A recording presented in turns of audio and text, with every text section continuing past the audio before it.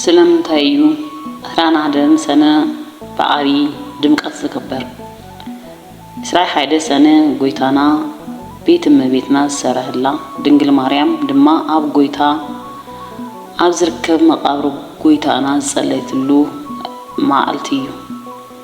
እስራን ሃደ ሰነ አምታይ ክብረ በዓል ድንግል ማርያም ንግስቲ ሰማይ ንእግዚአብሔር ዘወለደት ንኹሎም ዘርኢ አዳም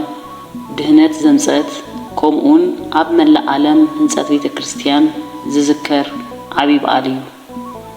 እጁን ብዝኢለት እዚ አዴና ቅድስት ባስልዮስ ባል ቄሳርያ ምስተራአየት ምስላ ሰርሂው ምስ ነገረቶ ድንቂ ተአምራት ፈጽማ ዓመታዊ በዓል ናይ አዴና ቅድስት ድንግል ማርያምን ህንጸተ አብያተ ክርስቲያን አብ መላ ዓለም ሰላም ጥዕና ክብራት ሰዓብተይ ሎሚ ብዛዕባ በዓል መቤትና ክነግረኩም እየ ክሳብ መወዳእታ ተከታተሉኒ እዚ በዓል እዚ ሓደ ካብቶም 33 በዓላት እመቤትና እዩ ህንጸተ ቤተ ክርስቲያን ይባሃል እቲ ቀዳማይ ቤተ ክርስቲያን በዕለት እስራ ሰነ ዝተሃነጸ ኮይኑ እቲ ጸራቢ በዓሉ ዋኑ መድኃኔዓለም ክርስቶስ እቲ ቦታ ፊልጵ እዩ ቤተ ክርስቲያን ብስም እመቤትና እያ ተሰይማ ድህሪ እርገት እመቤትና አብ ራብዓይ ዓመት ጳውሎስን በርናባስን ናብ ፊልጵ አትዮም የምህሩን ንህዝቢ አሚኖም አጥሚቆምን ድህሪኡ ናብ ቤተ መቅደስ ተዋጣት አይትኽዱ በልዎ እቶም አሚኖም ዝተጠመቁ አሕዛብ እታ ከይንጽሊ ዝኾነና ጸሎት ሃበና በሉ እቶም ክቡራት ሐዋርያት ናብ ጴጥሮስን ዮሐንስን መልእክቲ ሰደዱ ጴጥሮስን ዮሐንስን ብዘይ ፈቃድ ጎይታና ወላ ሓንቲ አይትግበሩሞ ጸልዩ ንሕና ድማ ክንጸሊ ኢሉ መለሰሉ ኩሎም ድማ ጸልዩ ጸሎቶምን ምስ ወዱ ጎይታና እንቶም ደቂሶም ዝነበሩ አተንሲኡ እንቶም ብህይወት ዝነበሩ ደቀ መዛሙርቱ ናብ ደመና ወሲዱ አብ ፊልጵ አክቢዎም ጎይታና በሓሻት መላእክቲ ተአጅቡ ብህቆ ክሩቤል ወረደ አዴና ቅድስት ድንግል ማርያም አብ የማኑያ ኔራ ቅዱስ ዮሐንስ ስለምንታይ አኪብካና ጎይታ ኢልዎ ጎይታና ድማ ስርዓት ህንጸት ቤተ ክርስቲያን ምእንቲ ከምረኩም አብያተ ክርስቲያናት ብሽም አደይ ካብ ሓደ ጫፍ ናብቲ ካል ጫፍ ከነጻ ፈቃደ እዩ ኢሉ መለሰሉ ከምዚ እናበለ ናብ ምብራቅ ወሰዶም ርሂቆም ዝረሓቁ ሰለስተ ግንብታት ነበሩ ጎይታና ብተአምር እንተን ሰለስተ አእማን አኪቡ አሊልዎን እቶም አእማን ከም ሰም ኮይኖም ከም መንደቅ ሆኑ ቁመቶምን ስፍሓቶምን አቂኑ ንሐዋርያት ሃቦሞ ሳቶም ድማ ከም ሃዊ ዝረአየ ሰብ ካብ አእዳዎም ፈሲሶም ቁመቶም እስራን እመት ስፍሓት ድማ 12 እመት ገበሩ ህጁን አንዲ ብርሃን ወሪዱ ናይ ሰማያዊት ኢየሩሳሌም አርያ ገበሮ ብሙሉ ድማ ተዛዘመ ብድህሪ እዚ ጎይታና ንሐዋርያት ከሙ ግበርሞ ህነጽ በሎም እተን ሰለስተ አእማን አብ ሓደ ዝተጠርነፋ ከሙን ህንጸተ ሓደ ህንጻ ንሓድነት ስላሴ ይረድ በሓፈሻ ህንጸተ ቤተ ክርስቲያን ንዓና ንክርስቲያን አቢ ጽምብልን ሃጎስን እዩ ንዛ ቤተ ክርስቲያን እዚያ አቦታት ደሞ ማፍሲሶም ርእሶም ንሰፊ ሂቦም አጽምቶም ሰቢሮም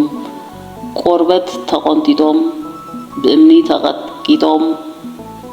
በሃዊ ተቃጺሎም በአራዊት በረኻ ተበልዮም ቤተ ክርስቲያን አብ መሰረት ደም ዝተሃነጸት እያ አይትህደስን እምበር ካብ ኃጢአትን በደልን ዝህደሰሉ ጽድቅ እዩ እዛ ቤተ ክርስቲያን እዚያ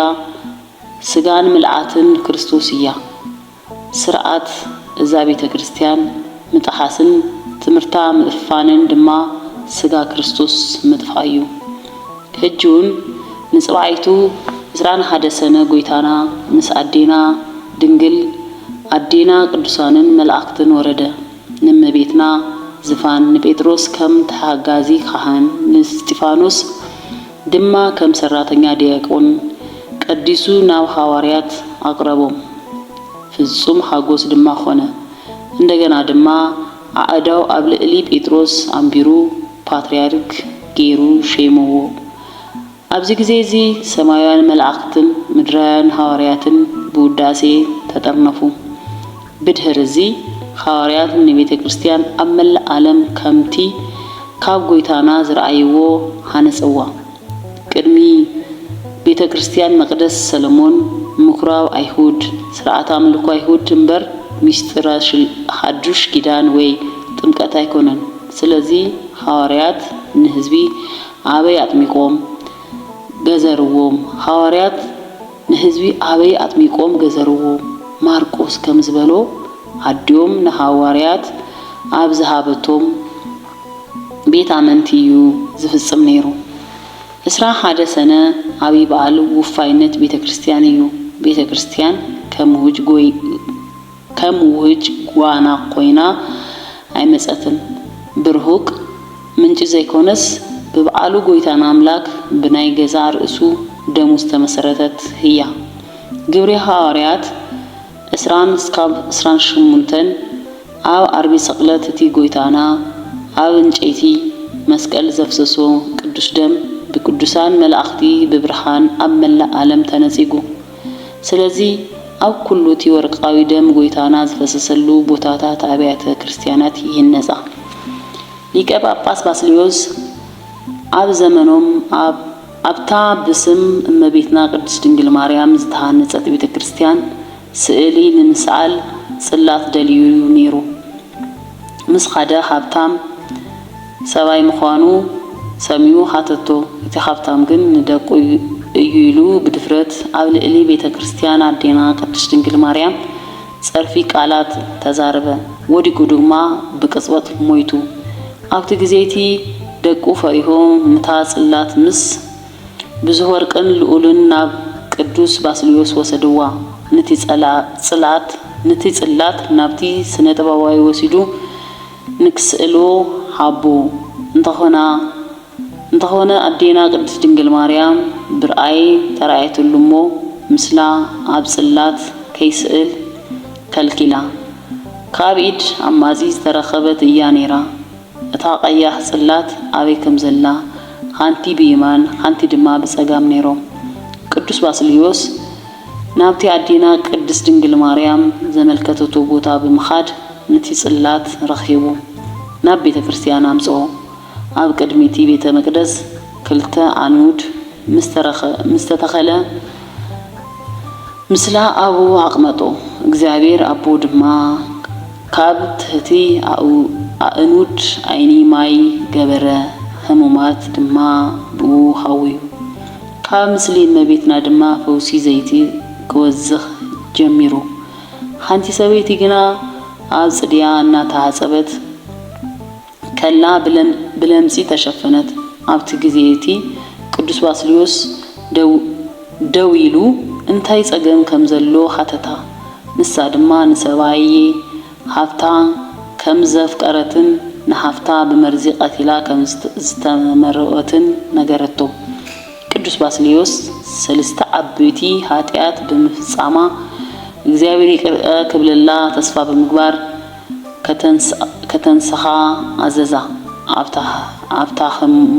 ህሞታትያ ግን ምሪ ተፈንጭኻ ወሐጠታ ንቤተ ክርስቲያን አርኪስዋ ነይራ ንህና ደቅ ቤተ ክርስቲያን ንቤተ ክርስቲያን በመኽባር ህግታት በመግባር በዓል ቅድስት ድንግል ማርያም ከነብእል ይግባ በረከት በዓል ምሳና ይኹን አሜን ተከታተልተይ እዚ ናይ እመቤትና ታሪክ ፈቲሆሞ እንተኾይንኩም ላይክን ሼርን በመግባር ትበረከት ናብ ቃልዎት ክበጽሕ